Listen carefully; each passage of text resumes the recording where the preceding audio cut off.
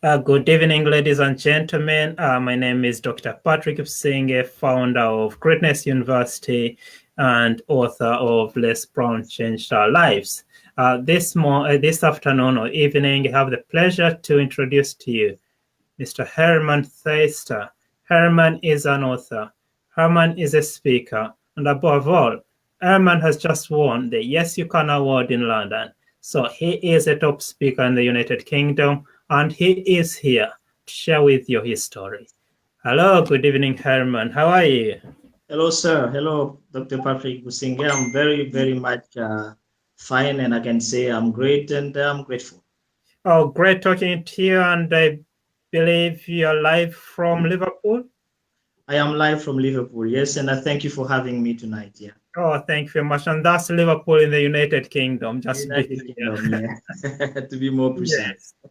Yes, and how is the weather like? And It was raining today, so it kind of cooled off for everything. So it was fun to have rain, and yes, it was important here. brilliant. So, just a quick introduction to our viewers, because most of our viewers don't know you. They have Mhm. haven't heard anything about you. Could you tell us about you? Okay, my name is Herman Thystere. In French, it is pronounced Herman Thystere. So I'm originally from Congo, Brazzaville in Central Africa, and I'm a British citizen now as well. So I live in Liverpool. I'm a minister, I'm an author, I'm a co-author, and obviously I was an aspiring inspirational speaker, but I believe now I'm an official one because I've just won an award for, Congratulations. thank you, sir. Congratulations. Yes. Recently in London, it was on Sunday, so it was the Yes You Can Inspire to Achieve, Speakers Awards in July 2018. So that's briefly who I am. And we have people watching. We have Jonathan watching live from Florida, and he says, "Hello, Herman." I Oh, have hello, Jonathan. Vincent. Vincent Camanere is from.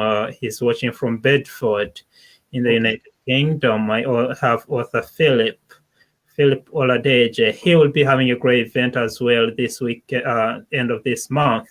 So Okay. check him out as well. He's a great man. So thank you very much for our viewers. Thank you for joining. And in case you've just joined us, I'm talking to Herman. Herman is here to share his story on what he does and how he has achieved what he does. So can you tell us about your work? All right. So I'm a minister, and for the time being, I am an author as well. So, and I am learning to drive. So those are things that are occupying. I mean, learning to fly a plane. Sorry. So those are mainly the things I'm really, really, attached with, and I do some business on my own as well privately. Yeah. Oh, that's brilliant. So, how did you create all that success you've just shared with us? You're learning to fly, you are an author, and other types of work that you do. So, how did you create that success? Could you tell us about your background and so that we can journey with you and Mhm. see how you've managed to be where you are today? You live in Okay. the United Kingdom. Were you born in the United Kingdom? And can you share with us some of your early life? All right. So I was born in the Congo Brazzaville, and in the late 70s, and obviously before being born, I was told that my daddy rejected me, that he didn't want to do, I mean, he didn't have anything to do with my pregnancy. So my mom had to accept me and give me a chance to be born on planet Earth. So I spent my first 6 years without a birth certificate because I had nobody to go and claim the paternity. And that's how I started life. But thank God that 6 years after, reluctantly, my dad accepted to go to the tribunal to claim with my mom's pressure that I was his child. But it was very tough because growing up, he was a man of many wives, and he had more than 30 children. So you can imagine it was very tough. I was always, moving around from my mom to my father. to my aunties, to my grandmother. It was a very unstable life, really. So it was hurting because, a man with many children and many women could not have time for his children. I never heard him say, "I love you, Herman." It was very tough, even when we were asked to do some, chores in the house, especially washing his car. If you didn't do it right, it was just like calling you stupid. And that affected him as a child. And I even grew up with a great sense of low self-esteem. And to respond to the question, how I came about to be an author, I think it's a passion that started in 1989 when I picked up a note of 50 pence, and I used it to go to enroll to a library, a local library in Pointe Noire. That's my hometown in Congo Brazzaville. And I started reading it. I was 13 years of age then. I started virtually reading everything, magazines in French and books. And, the passion just kept on growing and growing and growing. And I remember I met with a lady that was a writer.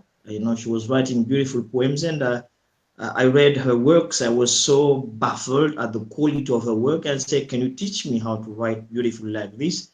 And she lent me one of her manuscript, and I went home. I was so wonderfully attracted to the work, and I remember going to the beach of the Atlantic Ocean in Pointe Noire and sitting there and reading and starting to imitate her. And not long from then, I started writing my own poems, and I remember having even finished a manuscript, entitled Mixture, that I sent in London in 1998 to be published. And unfortunately, then I didn't speak English, and the publisher returned the manuscript, telling me to translate the manuscript in English. So this passion of writing started at a very young age, many years ago. So growing with my mom and being poor, it was as well tough for me, to be able to self-publish myself then. So as an author, so I've been like waiting for a chance in life to publish. But when I came to the UK, and I will talk about the UK a little bit, my coming here a little bit later in the show. So in 2011, I think I was about to go to sleep, and I sensed something in my heart telling me that I should write. As a believer, I said, "Lord, what, you don't write a book going to bed?" But the voice inside me was insistent, telling me, "You have to write a book now." Okay, I said, "Okay, Lord, if you give me the title, I start straight away." And then he said, "Okay, sit at the table." I sit at the table, took my laptop, and he gave me the title, "Now That You Are Born Again, What Next?" And that's how I started writing the book, and that I published in May 2011. Wow, that's what a great achievement. So your first book is Now You're Born Again, What Next? Yes, sir. And in there, you share part of your story with God, how God has journeyed with you to where you are today. And looking back as well, you've been as well a co-author of this book, Let's Brown Change Our Lives. Wow. And that's how I came to know you. And, and in this book, I am my copy. I had the chance to read your story. And at one point, you say you woke up in the morning, your wife and children are still sleeping, and then you made that journey. You're going for a prayer meeting. Could you continue with that story and finish it off for the viewers? Because I find it's a very powerful story. You journeying with God and how God is either protecting you or accompanying you and guiding you through the challenges of life. Yeah, this is a great story that people who are able to learn the book into their houses, they can find the story from page 195 to page 206. And it's a story entitled "They Couldn't Kill Me Until I See Les Brown." So it's a story that happened in August 2003 in the early hours in the morning. So as a minister, I used to assist a pastor in a local church in one of the neighborhoods of Pointe Noire in Congo Brazzaville. So in the morning, we used to conduct morning prayers, and we used to go together between 4 and 5 because the prayer time was at 5. And it came to be that there was a day when my friend Christian was busy, he couldn't make it, so I had to go myself. And I remember that morning I woke up at 4 and sat by my bed, looked at my wife who was sleeping with my daughter, who was, I think, 3 months old. And I took my favorite book, the Bible, and I wrote the scripture talking about protection, which is, I think, Hebrews 13, 5 and 6. That God said that he will not forsake me, will not abandon me. I said, Dad, I'm going on my own, so please protect me because the road is very dark. You know, we don't have street lights, so I don't want anything harmful to happen to me. And I started going. So that day, it rained overnight, and there were puddles everywhere. So as I was making my way towards the congregation hall, I found out some 15 minutes after I started walking, there was a great puddle somewhere. And I saw on the other side of the puddle that there were two gentlemen coming. And by courtesy, respect, I wanted them to cross over the puddle so that I would cross after them. But surprisingly, as they crossed over to my side, they grabbed me, both of them. You know, this is something that happened with such a sudden that I didn't even realize what they were doing. So they grabbed me, and as soon as they succeeded to grabbing me, one took a knife out and another one took a gun out, and they started threatening me. Okay, give us money, give us money. And I said, okay, I have my Bible in my hand here. I'm not going, somewhere. I don't have my money here. I'm just going to lead a prayer meeting. Please, they said, okay, you're proving stubborn, you're going to die. And they demanded that I knelt down, which I did. And they shook me and threatened again, give the money, otherwise you're going to die. And they stood me again. Can't you listen? Give the money. I said, sir, you can see I have a Bible. I'm going to lead a prayer. We usually have prayer meetings in the morning from 5 to 6. I don't have money. But around my waist, I had a small bag where I usually kept my, identity documents like my driver's license, my identity card. And I had a little Siemens phone, mobile phone. And while the one with the knife was threatening me, the other one with the knife was palpating me around, to see if I had something. And luckily for me, or let me say graciously for me, he found out that I had a little mobile phone in that small bag around my waist. And he took it. And then when he took it, that was exactly the time when the other one with the knife said, okay, you've proved stubborn enough. I'm going to kill you now. And he took the knife this way. He was about to just, thrust it into my chest. And the other one just seized. He said, don't kill him. I found something. And he showed him the mobile phone. Don't kill him, please. I found the mobile phone. Let him go. Let him go. And this one said, you are a lucky man. I could have just killed you now. And they released me and they said, run for your life. Instead of really running, sir, I found compassion in my heart. These were gentlemen. They didn't know their value. They didn't know, have no purpose. And to them, my life was worth 50 pence. And I started crying for them and I started praying for them. I said, God, help them to realize that in them there is much more than violence and crime. And as I was walking and I touched my chest, I realized that I had blood. It means that the knife could have entered, but some way, somehow, God prevented that to happen to me. And when I was walking away, looking towards where they were and praying for them, I made a vow, a promise to God. I said, God, wherever you will take me in the world, around the world, I will let somebody know that providence does exist, that protective, divine protection does exist. If God didn't protect me that day, I wouldn't be sharing this story. And this story is in this book, for example. I have been able to meet you at a great event, when Les Brown came in January the 20th, this year in London. So my story wouldn't have been in this book had those two bandits succeeded to kill me then. So I'm really grateful to God that today I can share my story around the world as I promised him that I would do. Wow, so seeing you here, you're a miracle. Because I am. this miracle being the events surrounding your birth, as you told you, and the relationship with your dad and what happened at the very beginning of your life, and you can see God's hand in your life there.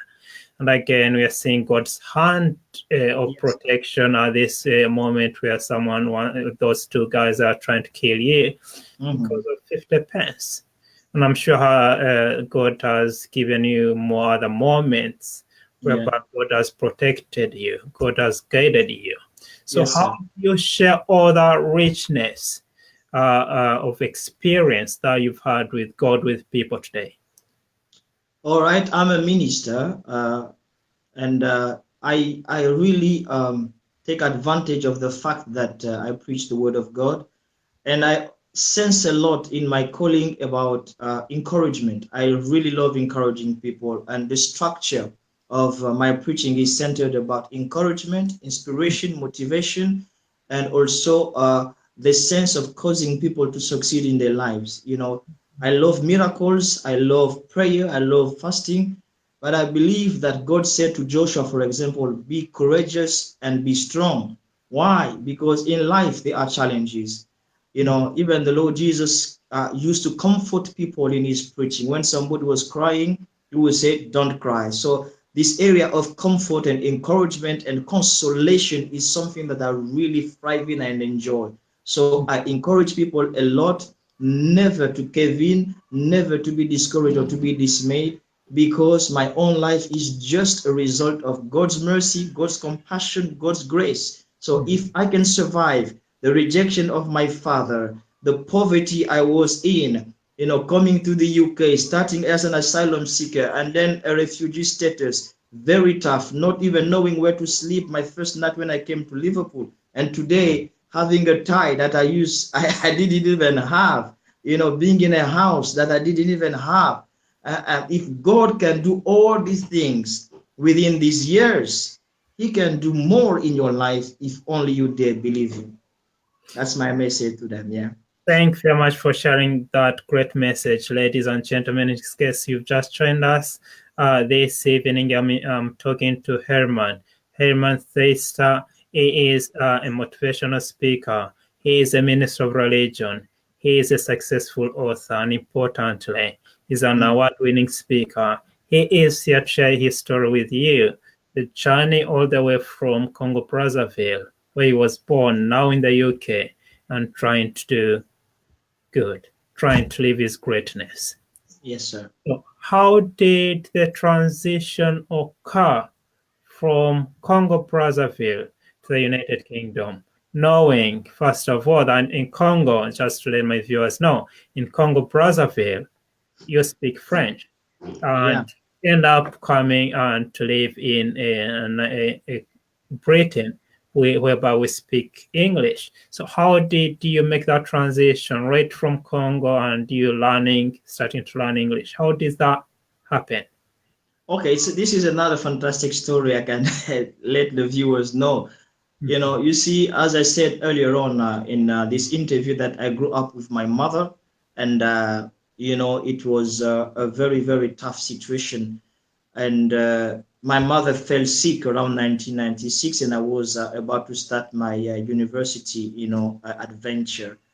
And obviously, it was a time when I had to make up my mind whether to carry on with my, you know, academics or go back to be by her side. So I did forsake my academics and went back to be with her.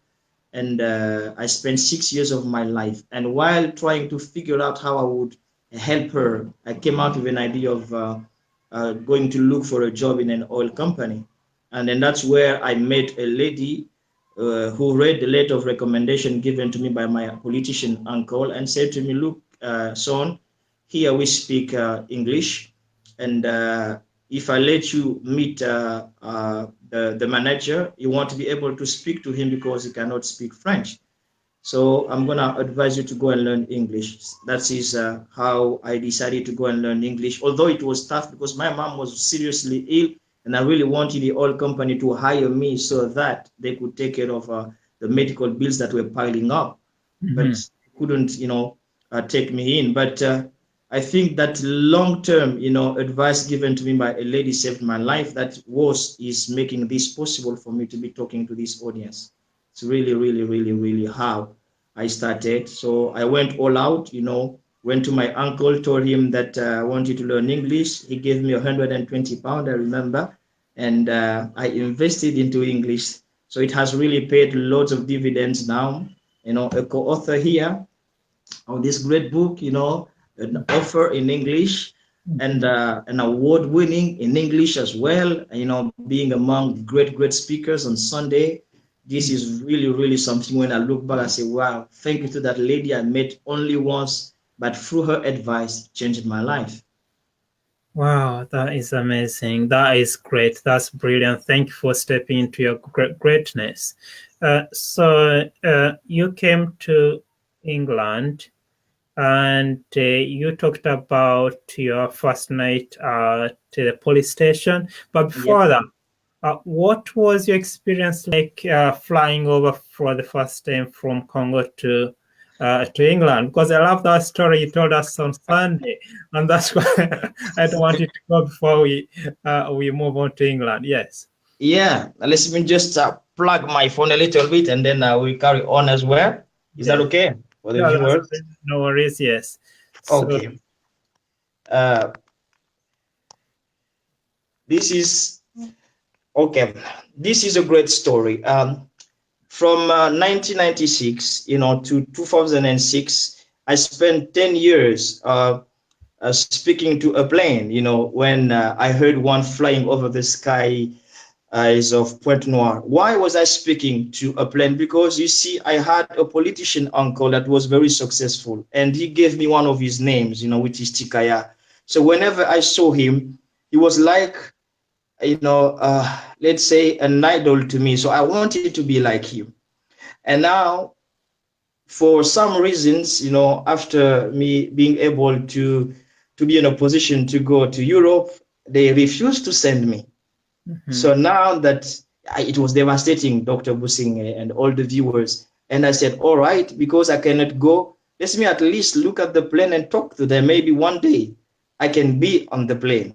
And whenever I saw an Airbus, from the French company Air France coming to Pointe Noire, I would just, stop and look at the plane and say, one day I will be in your belly.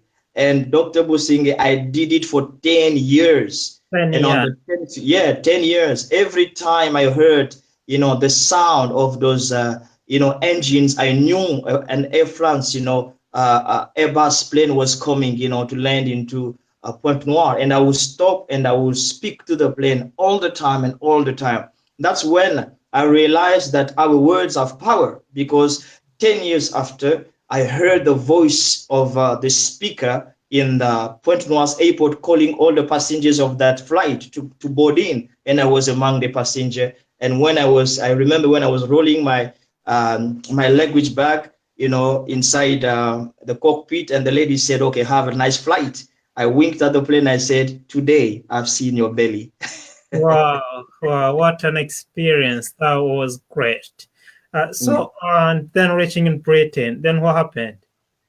Yeah, that was my first experience when I came to Britain, and when I went back, and then for some reasons I found myself again here in Liverpool here for the very first time. I did not know anybody then, and I said, "Oh my God, what am I going to do?"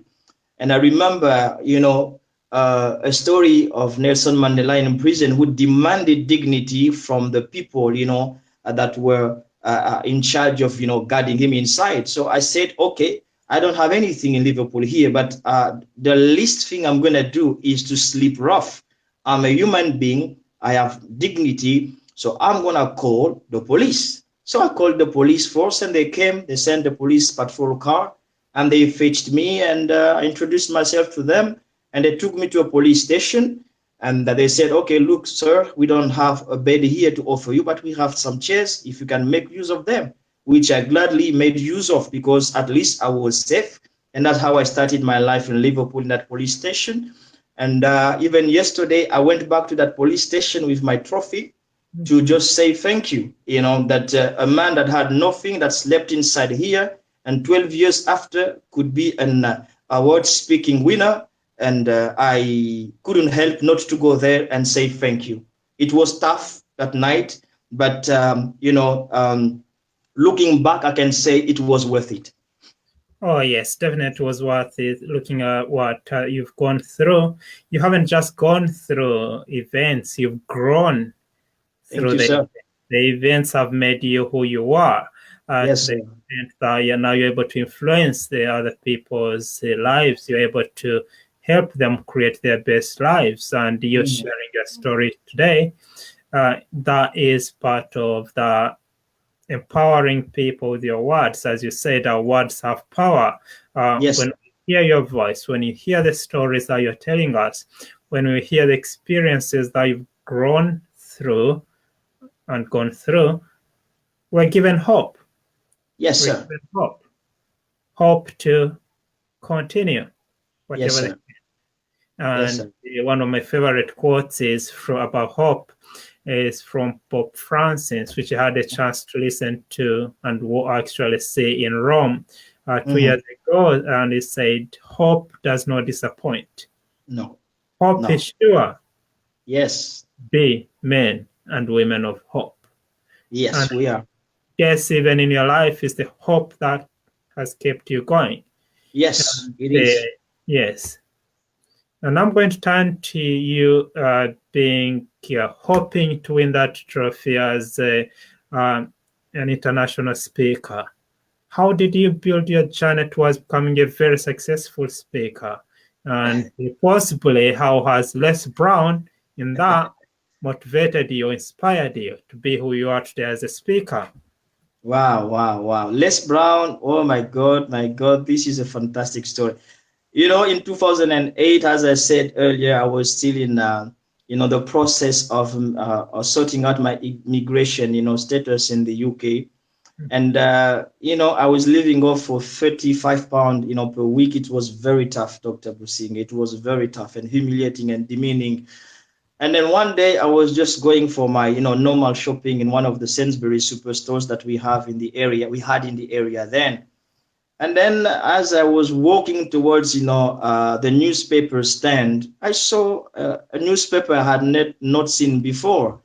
And the title was The Voice. I said, let me just look at it. And I took it and just flipped through the pages and I found, an article that a certain Mr. Les Brown, an African American motivational speaker, was about to come and speak in London. Mhm. And I said, what is this motivational speaking thing? And when I looked at, an area where the ticket, price was, displayed, I said, what? How can a man pay 500 pounds just to listen to somebody talk? It baffled me.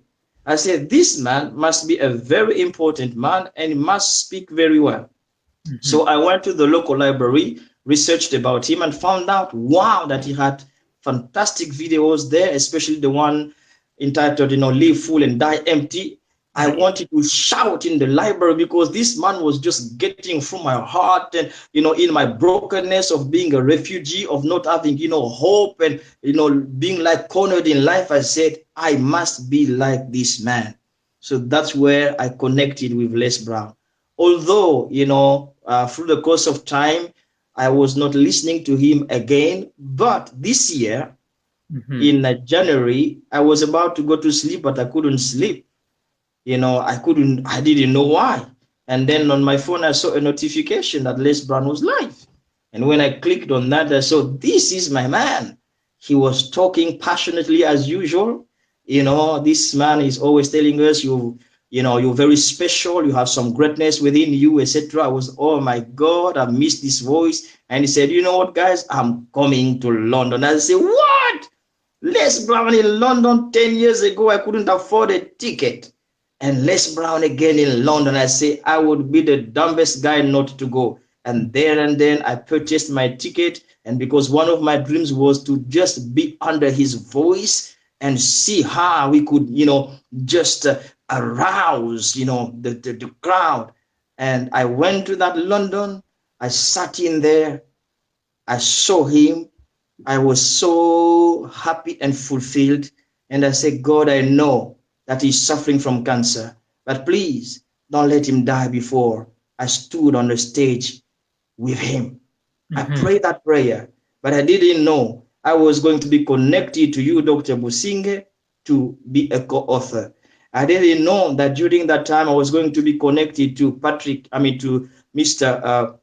Bradley Chapman. I didn't know that. But while waiting, I remember Les Brown saying that it's better to be prepared without an opportunity than to have an opportunity and not to be prepared. So for all those years, I've been reading and researching. Whenever Les Brown in his speeches will say the name of an author, Ogmandino, Washington Carver, I will research about the person and buy every single book that he will suggest and read the book and listen to him again and again. I will print out all the speeches by Barack Obama, GF Kennedy, Martin Luther King, and name all those great speakers. I will spend hours and hours in my rehearsing, studio with my lectern, and I will stand there and talking to the walls, and imagining myself on a larger stage, being able to tell my story to the world and to monetize the story so I can make a difference. And that's what happened in London on Sunday. I realized the dream of standing before an audience and speaking motivationally for the first time. So all those hours of preparing, not being seen by anybody, were fulfilled on Sunday when people could hear me for the very first time as a motivational speaker and be convinced that I was the winner. Wow, that is powerful. I was feeling your voice in my heart as you spoke. And I can feel that all those years of preparation are just coming to fruition. As someone say that preparation is the highest form of faith. Yes, it's not about saying, God help me, God help me, God help me. But it's about you helping yourself as well by preparing for the opportunity. Yes, and when the opportunity comes, you're ready. Yes, not having the opportunity and then not knowing what to do with it. Okay. So seizing the moment is the name of the game. Yes, sir. So thank you very much for sharing your story. Thank you very much for sharing your life experience and for helping us create our best lives by looking at people who, like you, who have lived as examples for others to follow. So how can you help people who are struggling, for example, whether they have, for example, similar experience like you, grown with only their mom, people have grown in areas where there's been war, people who feel that there's no hope. And actually, I was reading one of the research, and that research said in one of the cities in the United Kingdom, there was one town, one part of the town was very rich, and the other part of the town was poor. On the poor part of the town, there are lots of people taking drugs and killing themselves and all sorts of crimes you can think about. And on the other side, which was affluent or rich, people were very happy and people were wealthy and afforded a good lifestyle. What they brought down as one of the main findings was that people on the other side, which was poor, they were poor because they lacked hope. Okay? Because the moment you lose hope, then everything is likely to kick in. Yes. Crime, self-destructive behavior, and even someone ending their own life. But the hope on the other side, that's the hope that's going to continue and guide you through the storm. It's the hope that's going to lead you beyond the light at the end of the tunnel. So how can you help us increase our hope?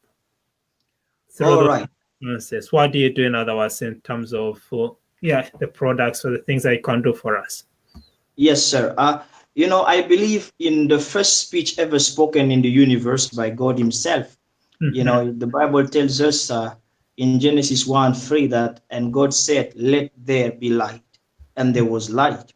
To me, that is the first public speaking ever, to be delivered in the universe. And the result of that speech was to bring light. And in that light, I can see hope. I can see the willingness to succeed, the willingness to overcome all the odds, and the willingness to flip through the hurdles of life, to fight adversity and to make it anyway. You see, Dr. Busang, let me tell you something, okay? The speech you heard on Sunday was not the speech I prepared. I wrote 2 speeches before, but That speech you heard was was decided within the hall, the title, everything. So when I was driving from Liverpool, I drove for 5 hours, started around midnight. And when I was coming, I was asking, Providence, Lord, you know where you picked me up. I'm not even worthy to stand, among the doctors, the people that holding university degrees, who've made it in life, and you just picked me up and you're taking me to London to do that. I said, God, please let my voice be a voice of hope. At least a person be touched, Lord, and give me what I should say. And I kept on singing and crying, and he told me what to do. And the first 14 people that were ahead of me spoke, and they were speaking about dreams, etc. And God has said, they've said it all. What do you want me to do? And he said, change the title of your message. So I changed the title of my message there, overcoming rejection and succeeding anyway. And that's what you heard.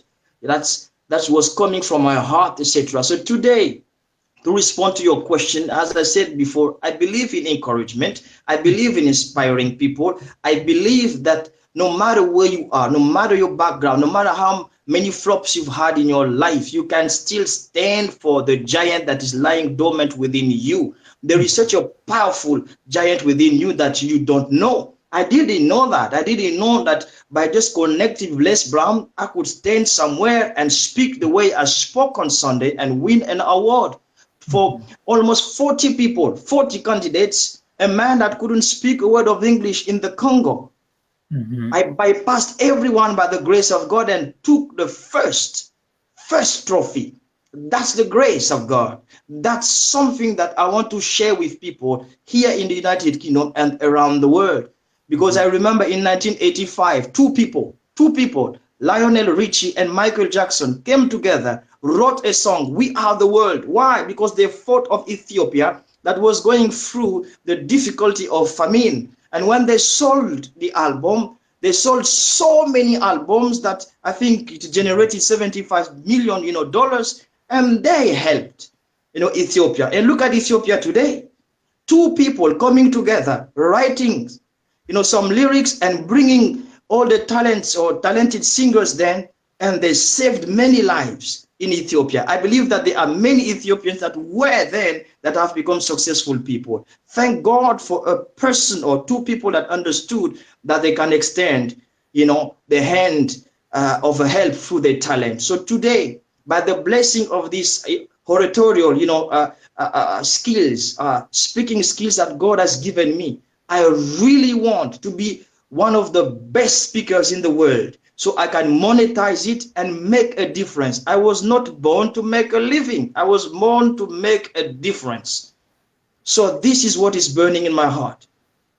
I want to be able to be invited to have engagement, speaking engagement, and to leverage about that and making sure all the earnings, there is a great percentage that's going to go to the mothers that have been rejected by irresponsible men, orphanages, invest in education, both here in the UK and around the world. That's my passion, Dr. Businge. And that's why I spend so many hours training myself even when I don't have any speaking engagement. I know that they will come, but prior for them coming, I must be ready and deserve the speaking engagement because I know somebody is waiting for my voice. Let me say to you this, sir. Yes. Barack Obama said, one voice can change a room. And if one voice can change a room, one voice can change a city.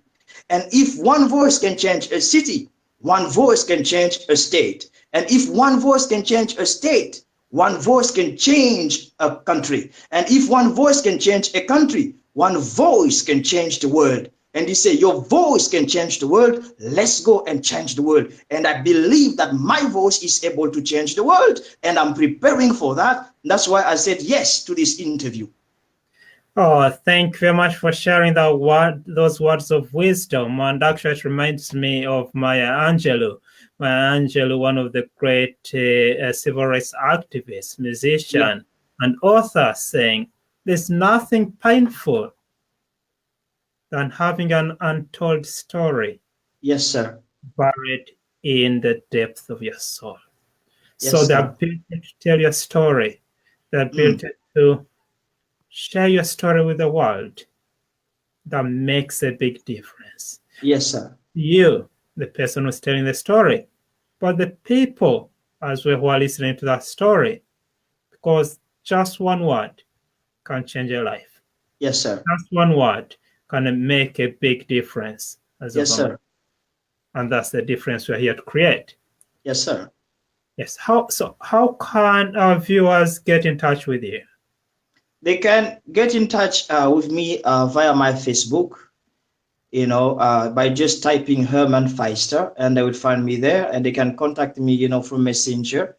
And as you know, that I've just, been awarded this award for the very first time, and I always had a dream of starting my motivational business, and this is the right time that at least people recognize that I am a talented speaker. So this is really uh, a starting of a new adventure in my life, and I am being trained as a pilot as well. This is also an occasion for people to know that a person who spent his first night in Liverpool on sleeping on chairs can fly a plane today. So that can give you hope. If I can fly a plane, anything is possible in your life. So if they want to invite me for their events, let them go to my Facebook page in Messenger. They can message me. I will be very much happy to travel, to come and be part of the glory of the success. You see, the success of others makes me very happy because I know I was just picked up. God dusted me, and it would be regrettable on my side not to be able to come and make a difference. Oh, yes, definitely. And thank you very much for sharing your story with us. Thank you very much for the advice you've given us. And thank you for the time that you've given us to be able to go back to your story, to relive the moments. And as you spoke, I was feeling as if you're reliving the very moments that you're describing. We are talking about, which is a massive gift, a great gift that you're giving us, the viewers. People are going to see this video recording later on. But one of the things I do recognize is that there are other viewers who speak French. Okay. So Yes. the next few minutes, we're going to take time and now to talk to the Francophone world. Yes, sir. Okay. You have friends in France, you have friends in Congo Brazzaville, Congo Kinshasa, Ivory Coast, or Cote d'Ivoire, Senegal. Yeah. So we are going to talk to the Francophone world. Yeah. Our viewers, if you're interested in this French broadcast, now we're switching over to French. Okay. Bonjour, le monde francophone, bonjour Sénégal, bonjour Côte d'Ivoire, bonjour Congo Brazzaville, bonjour Paris. Aujourd'hui, j'ai le plaisir de parler avec Herman. Herman est un écrivain et orateur. Et il est ici aujourd'hui pour partager son histoire, pour que nous avons l'espoir de vivre la vie belle. Bonjour Herman, ça Oui, va? bonjour, bonsoir. Bonsoir, ça va? Ça va très bien, merci. Et vous-même? Ah, très bien. Est-ce que vous pouvez vous introduire à nos viewers? Où es-tu et qu'est-ce que tu fais? Un petit peu de toi, oui. Ok, donc moi je m'appelle Herman Thystere. Je suis né au Congo-Brazzaville, en Afrique centrale. Et donc, je ne suis pas seulement que congolais, je suis aussi citoyen britannique et je vis donc ici à Liverpool, au nord-ouest de l'Angleterre. Je suis écrivain et co-écrivain. Je suis aussi ministre de la parole de Dieu. Et voilà donc ce que je fais. Oui, so tu es co-écrivain de cet livre Les Brown Changed Our Lives. Et comment as-tu pu écrire en anglais? D'accord. D'abord, j'ai commencé l'apprentissage de la langue anglaise en 1998, à l'époque où ma mère était très malade. Donc, je voulais, n'est-ce pas, trouver de l'argent pour l'aider, n'est-ce pas, à faire face à ses ordonnances médicales. Et c'est à l'époque où j'ai trouvé une idée pour aller, n'est-ce pas, dans une compagnie pétrolière, demander qu'on m'embauche. Mais puisque je ne connaissais pas la langue anglaise, la femme qui m'avait reçu, bien qu'ayant vu que j'avais une lettre de recommandation, m'avait dit, écoute, monsieur, vous ne parlez pas anglais, la langue d'affaires dans cette compagnie, c'est la langue anglaise. Je vous conseillerais donc d'aller apprendre la langue anglaise. Et c'est donc à ce moment-là que j'avais accepté donc son conseil et je suis allé apprendre la langue anglaise sans savoir où cette langue allait m'emmener. Et c'est aujourd'hui que cette langue m'a mené en Angleterre où je vis depuis pratiquement 12 ans. Et donc, ayant rencontré un monsieur qu'on appelle Les Brown, qui est un motivateur international des États-Unis, il m'a permis d'être branché à la motivation. Et le jour où il devait donc faire, n'est-ce pas, donner un discours à Londres, donc le 20 janvier de cette année, j'y étais et c'est là que j'ai été connecté au docteur Patrick Boussingé qui m'intervient en ce moment, qui m'a fait la proposition d'être co-écrivain dans le livre, le projet d'écriture qu'il avait. Le livre en anglais, c'est Les Brown Changed Our Lives, ce qui veut dire que Les Brown a changé nos vies.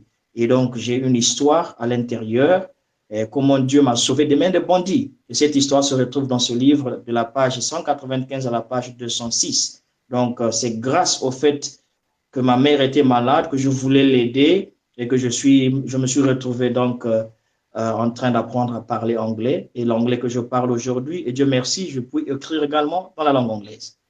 Oh, merci beaucoup, Herman. Et nous avons les gens qui nous joignent de la France, Francesco Perez, il est en ligne de la France.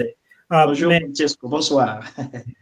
Oui, je vais connaître un petit peu de toi quand tu étais au Congo et ton histoire au Congo, puisque tu as parlé de tes parents et comment tu l'as vu quand tu étais petit et qu'est-ce que sont les défis que tu as eus? J'ai eu beaucoup de grands défis. D'abord, le premier défi, c'est le défi lié à ma naissance, n'est-ce pas? Vous savez, beaucoup d'enfants naissent dans un foyer où le père est là, la mère est là, mais je suis né à l'époque où ma mère n'était plus là et a été renvoyée de la maison de son mari avec d'autres épouses à l'époque. Et donc, apparemment, lorsque ma mère a dit à mon père qu'elle était en grossesse de moi, mon père n'a pas voulu savoir. Et ce qui est fait que pendant les premières 6 années de ma vie, après ma naissance, je n'ai jamais eu d'acte de naissance. Donc, pendant 6 ans au niveau du Congo-Brazza, on ne me connaissait pas par les autorités qu'il y avait un enfant qui existait. Ça, c'était un grand défi. Donc, si j'étais mort à cet instant-là, on n'aurait même pas su que j'avais existé. Mais malgré cela, ma mère m'a accepté, m'a éduqué en tant que femme seule et m'a inscrite à l'école et m'a permis de recevoir l'éducation, m'a enseigné à travailler dur, à faire face aux adversités de la vie. Et même lorsqu'elle est tombée malade, n'est-ce pas, en 98 à l'époque, comme je l'ai dit, euh, sa force de combat dans ma vie m'a permis aussi, et sa force de sacrifice m'a permis de sacrifier mon université et de venir être à côté d'elle pendant 6 ans de sa maladie jusqu'à ce qu'elle est morte. Et c'est au travers de cette maladie-là que j'ai donc eu la possibilité d'être béni en rapport avec la langue anglaise. Donc mon parcours était vraiment un parcours difficile. Je n'avais pas d'argent, ma mère elle devait se battre à tout moment. Nous étions toujours en train de nous battre pour avoir de l'argent, pour manger. C'était vraiment difficile. Je me rappelle des années où parfois je n'avais pas de sandales ou de chaussures pour aller à l'école. Je devais marcher. Et à cause du type de climat du Congo, le sol est très chaud pendant qu'il est ensoleillé et je marchais. Il fallait que je cherche les herbes où mettre les pieds. C'était dur. Mais je bénis Dieu que pendant toutes ces souffrances-là, il ne m'a pas abandonné, il n'a pas abandonné ma mère. Et aujourd'hui, je peux regarder derrière et dire qu'il fallait peut-être que je passe par là pour devenir l'homme que je suis.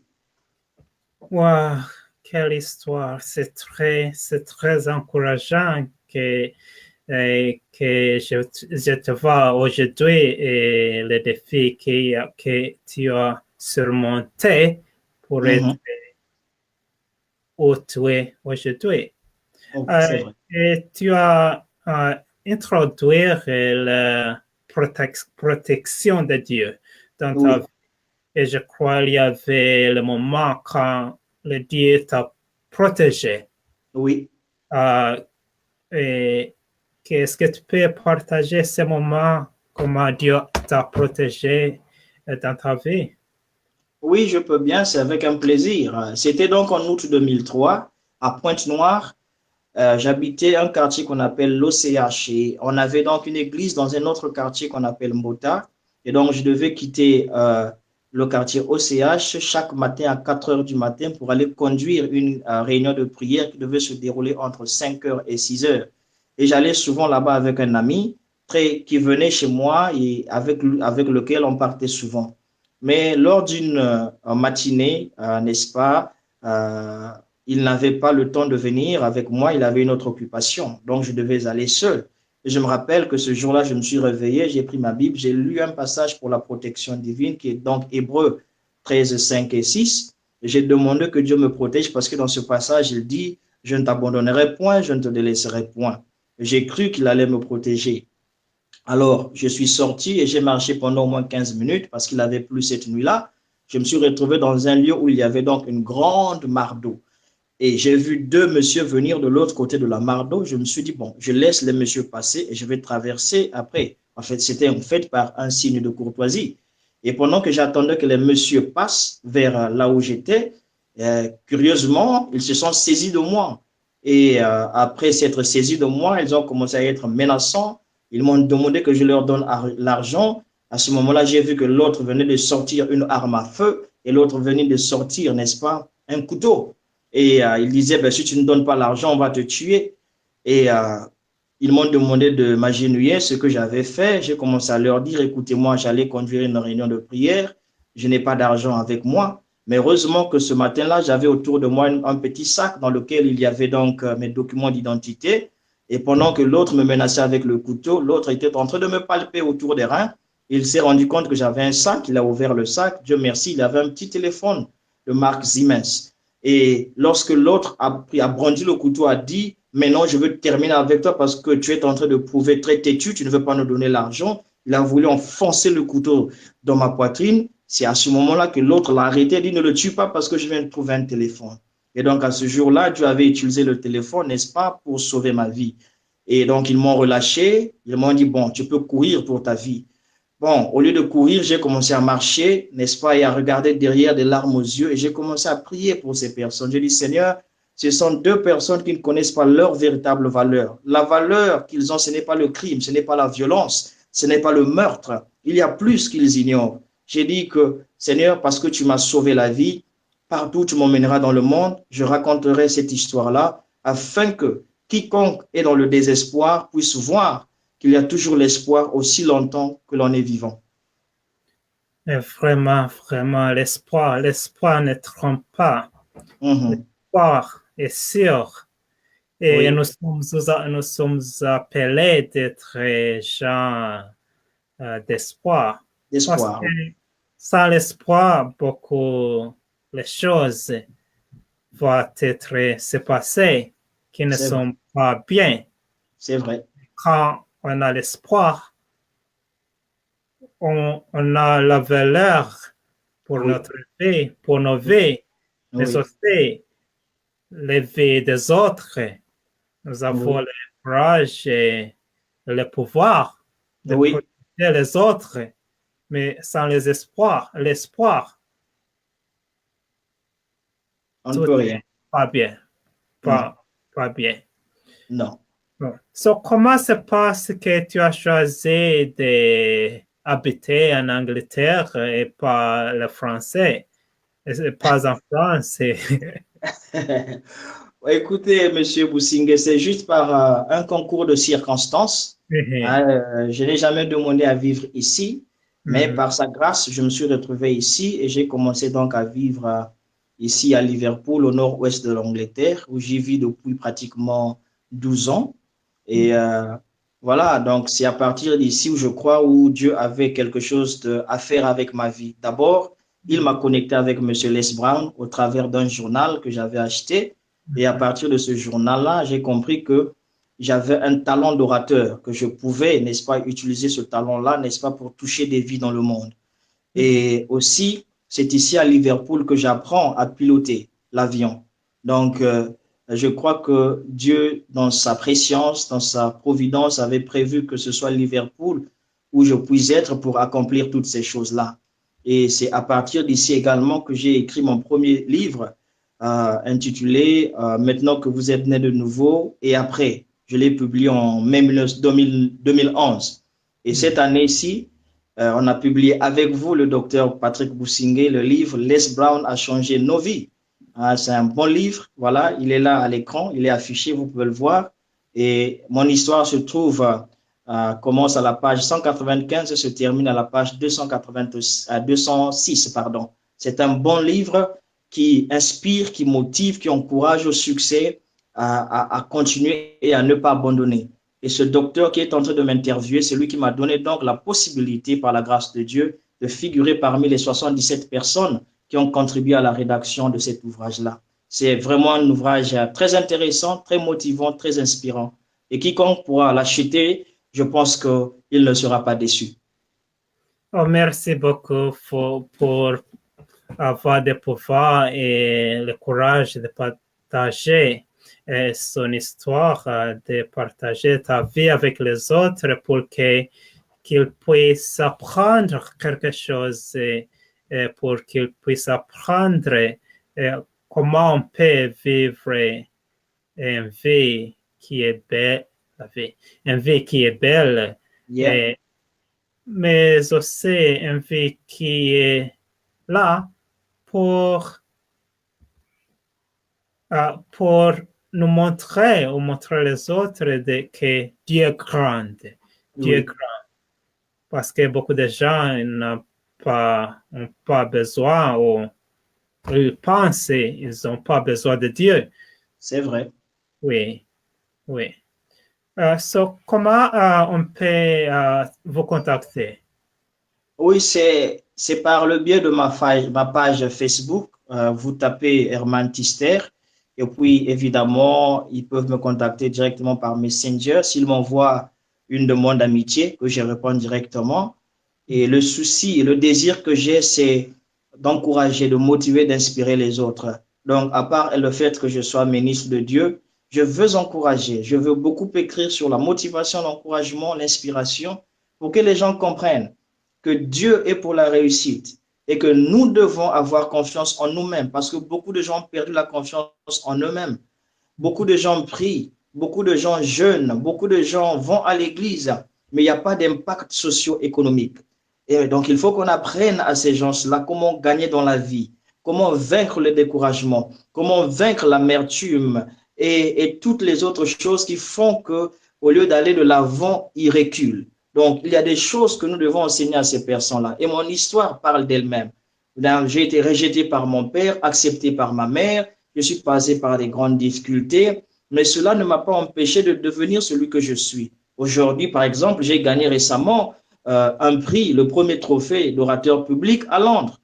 Il y avait pratiquement 40 candidats, mais j'ai été celui qu'on a jugé à part le panel des juges qui étaient là, que j'étais donc le premier, le meilleur orateur.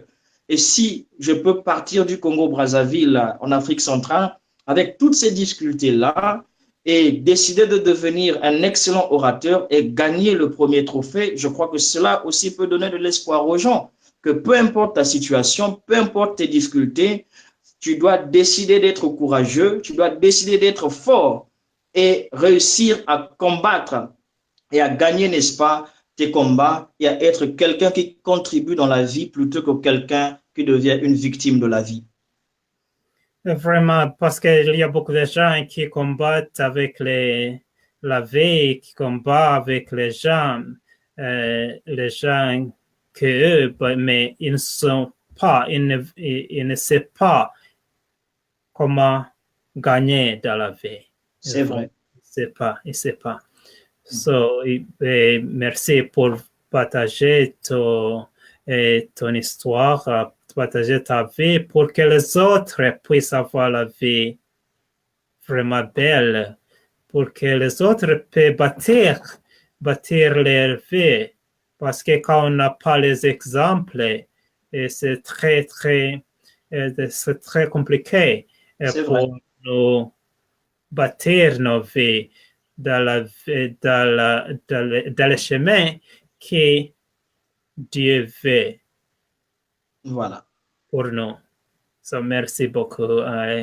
Et c'était un grand plaisir de parler avec vous. Merci beaucoup et à très bientôt tout le monde. Merci. Merci beaucoup. Merci, docteur. Merci de m'avoir invité à votre émission, à cette interview. C'était vraiment un plaisir de partager mon histoire et d'encourager quelqu'un quelque part. N'oubliez pas que votre voix compte et que votre voix, si vous décidez à partir de ce soir, peut changer le monde. Merci encore. À plus. Merci, Evo. Merci.